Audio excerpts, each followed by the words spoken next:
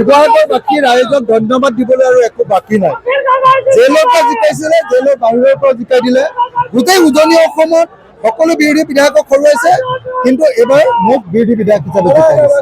হয়, শিৱসাগৰ সমষ্টিৰ ৰাইজৰ দলৰ প্ৰাৰ্থী অখিল গগৈ দ্বিতীয়বাৰৰ বাবে শিৱসাগৰ সমষ্টিৰ বিধায়ক হোৱাটো নিশ্চিত হ'ল আৰু 13,000ৰো অধিক ভোটত জয়ী হৈছে শিৱসাগৰ সমষ্টিৰ ৰাইজৰ দলৰ প্ৰাৰ্থী অখিল গগৈ, যাৰ বাবে বৰ্তমান মই দেখুৱাইছো ভোট গণনা কেন্দ্ৰৰ প্ৰায় 100 মিটাৰ নিলগত এনেধৰণৰ পৰিৱেশ, এক আনন্দ উৎসাহ প্ৰকাশ কৰিছে সমৰ্থকসকলে, ৰাইজৰ দলৰ কৰ্মীসকলে। এয়া দেখিছে, এয়া মূলে ডগৰে বৰ্তমান অখিল গগৈক আদৰিবলৈ এনেধৰণে সাজু হৈছে, এয়া আনন্দ উৎসাহ প্ৰকাশ কৰিছে।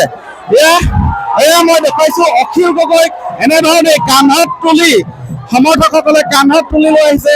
মই ইয়াৰ অখিল গগৈ মই ভাষ্য ল'ম। দাদা, শিৱসাগৰ বাকী ৰাইজক ধন্যবাদ দিবলৈ আৰু একো বাকী নাই। জেলৰ পৰা জিকাইছিলে, জেলৰ বাহিৰৰ পৰা জিকাই দিলে। গোটেই উজনি অসমত সকলো বিৰোধী বিধায়কক হৰুৱাইছে, কিন্তু এইবাৰ মোক বিৰোধী বিধায়ক হিচাপে জিকাই দিছে। মানে যোৱাবাৰতকে এইবাৰ আমাৰ যুঁজখন কঠিন হ'ব আৰু কঠিন হ'ব। কাৰণ যোৱাবাৰ আমাৰ বিধায়কৰ সংখ্যা অপজিশ্যনৰ বেছি আছিলে, কিন্তু এইবাৰ কম আছে।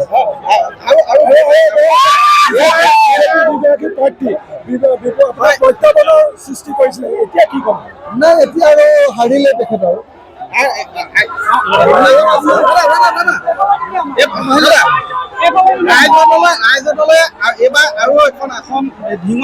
প্ৰথমবাৰৰ কাৰণে আমাৰ এজনৰ ঠাইত দুজন হ'ল, এজনৰ পৰা দুজন হ'ল।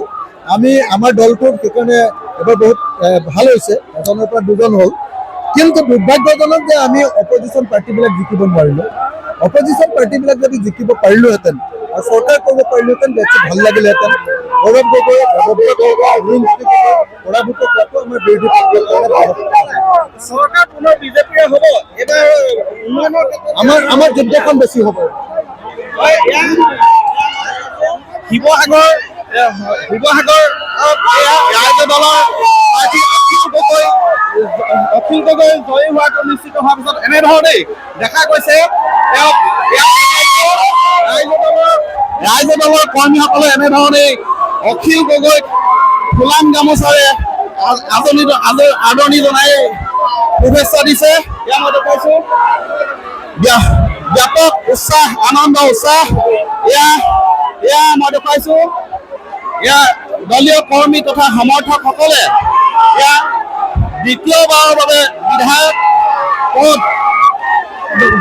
পদত অধিষ্ঠিত হোৱা এয়া ৰাইজৰ দলৰ সভাপতি অখিল গগৈক এনেধৰণে আদৰি নিছে। মই দেখুৱাইছো, মই যিসকল সমৰ্থক আছে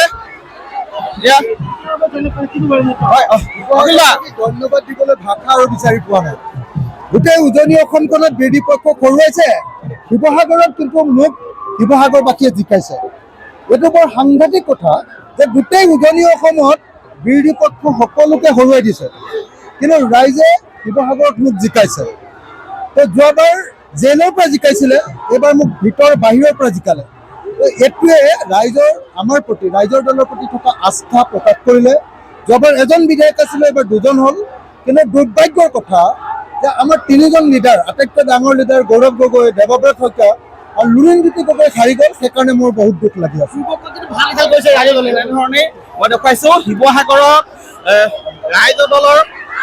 শিৱসাগৰ সমষ্টিৰ ৰাইজৰ দলৰ প্ৰাৰ্থী তথা ৰাইজৰ দলৰ সভাপতি দ্বিতীয়বাৰৰ বাবে শিৱসাগৰ সমষ্টিৰ প্ৰতিনিধি হিচাপে তেওঁ জয়ী হৈছে আৰু ইয়াকে লৈ বৰ্তমান ৰাইজৰ দলৰ কৰ্মী তথা সমৰ্থকসকলৰ মাজতো দেখা গৈছে ব্যাপক আনন্দ উৎসাহ।